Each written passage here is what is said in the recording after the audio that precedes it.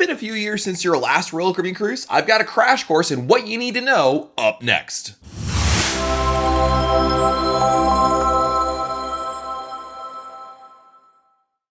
Hey everyone, it's Matt from RoyalCaribbeanBlog.com, and today I'm sharing a look at the big changes that have come to Royal Caribbean in the last few years for really anyone that is trying to get back up to speed with what's going on related to Royal Caribbean. And you know, plenty has changed, improved, and altered in the last few years, so this video is all about sharing the big changes the Royal Caribbean has made going back the last 2 or 3 years. This isn't every change that's been made, but a look at the important things that I think you need to know about that have changed on a Royal Caribbean cruise. Let's start with number 1. Room service costs extra now. Yeah, if you want to order room service, there is an additional fee. $7.95 per order. So if you order one thing or 20 things, you pay $7.95. There is one exception to this. For breakfast, there is an intercontinental breakfast option, which is complimentary. This is basically your coffee, some Danishes, cold items, essentially, you can still get for no cost at all. However, if you are in a suite, Grand Suite or above, room service is complimentary across the board. Next change you should know about in terms of Royal Caribbean stuff is CoCo Key has been completely redone.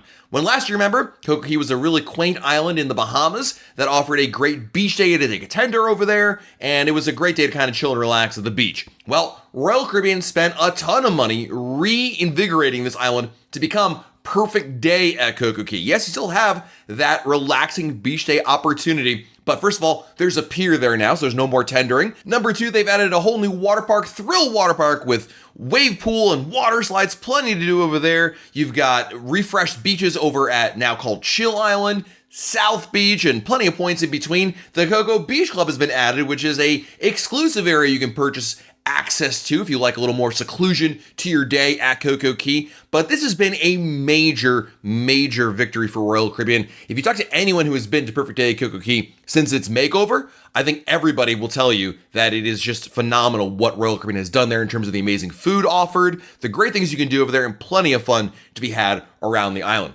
Speaking of big changes, the Royal Amplified program is also something that has become a big initiative for Royal Caribbean. Royal Caribbean has been slowly upgrading its Voyager, Freedom, and some Oasis-class cruise ships. Basically, they're taking Royal Caribbean's latest cruise ships, the newest ones, the biggest ones, and bringing them all up to speed to have really a modern take on what you can do and see and experience on board. Whether that's adding water slides, whether that's adding new restaurants, venues, lounges. There has been a ton of new additions to these ships, and this program will conclude at the end of 2021, which will mean if you go on a Voyager class ship, a Freedom class ship, and the Oasis class ships, you're going to have a very similar experience across the board. It's not a carbon copy across with each ship, but Royal Caribbean has been adding different upgrades and enhancements that have taken ships that are now, 20-something years old and really make them feel like a brand new cruise ship. So whether we're talking about Navigator of the Seas, Mariner of the Seas, or even Independence of the Seas, you're getting a lot of the great, cool features that we've come to expect on some of the newer Royal Caribbean ships, whether that's an Oasis class ship like Harmony of the Seas or a Quantum Ultra class ship like Spectrum of the Seas, and delivering some really cool, well, as Royal Caribbean calls it, wows to some of those existing ships in the fleet. And the best part is some of the best values right now is to go on one of these Voyager or Freedom class ships. Speaking of ships, there's also been some ships that have left the fleet because Royal Caribbean is clearly slowly phasing out the Vision class. Splendor of the Seas and Legend of the Seas are gone, and Grandeur of the Seas will be departing very soon. What this really means is that some of these ships that are approaching 30 years old or more are leaving the fleet. The Vision class is among the smallest Royal Caribbean ships in Royal Caribbean's fleet, and these ships have been slowly been sold off to other companies, whether they're partners of Royal Caribbean or otherwise, and they're leaving the fleet essentially. So what this means to you is if you were counting on going back on maybe one of these older ships again, you may have missed that opportunity, but if you are interested in doing a Vision class ship like Grandeur pretty soon or Enchantment, there is still opportunity to do so, but you're gonna have to act fast. Something else Royal Caribbean has added back is the Corkage Fee, and I honestly don't remember, depending on when you last cruised the Royal Caribbean, whether there was a Corkage Fee or there wasn't a Corkage Fee, but essentially if you bring a bottle of wine on board a Royal Caribbean ship, which you're allowed to do, you can open it in any restaurant, bar, or lounge, and there's something called the Corkage Fee, which will be applied. Now I say it should be applied because, in my experience, since it's been brought back a couple years ago, it's never been charged. It's crazy, but it's one of those weird policies that just simply doesn't seem to be applied, so you should be aware that you could be charged it, but in my experience, it rarely ever happens.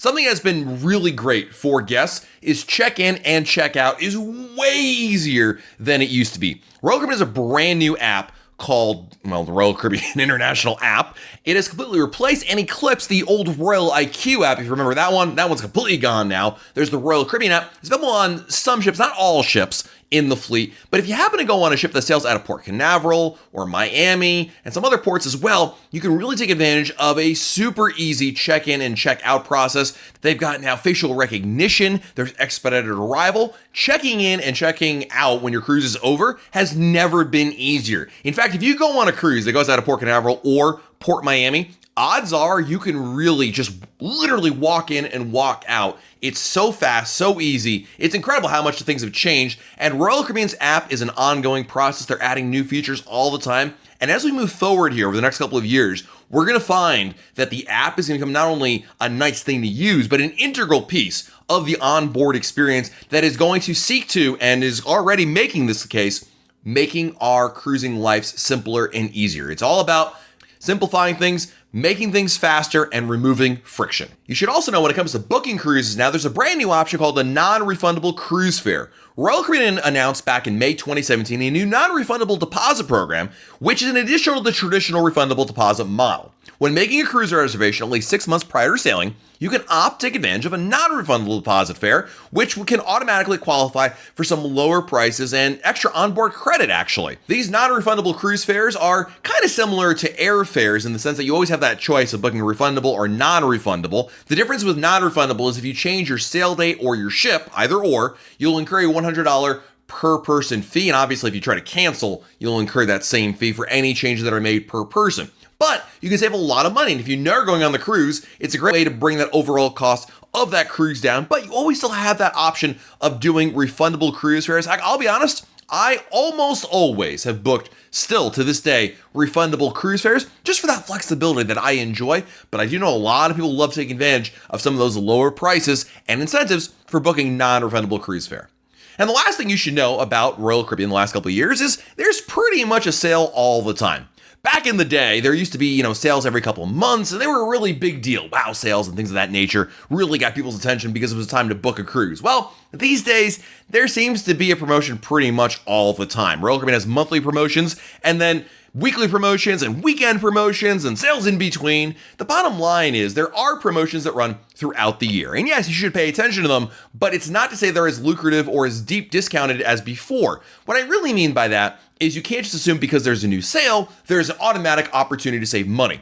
Rather, you've got to track your prices and see if a particular promotion actually benefits the sailing you're looking into. And again, this is when using a good travel agent really helps you a lot, because these people can also help dig through some of this stuff and be able to help you with pricing and figure out what's the best deal for you. But still, by far, the best strategy for getting the lowest possible cruise fare is to book your cruise as early as you can. 6, 12, 18 months ahead of time. The earlier you book, generally speaking, the better your price is going to be.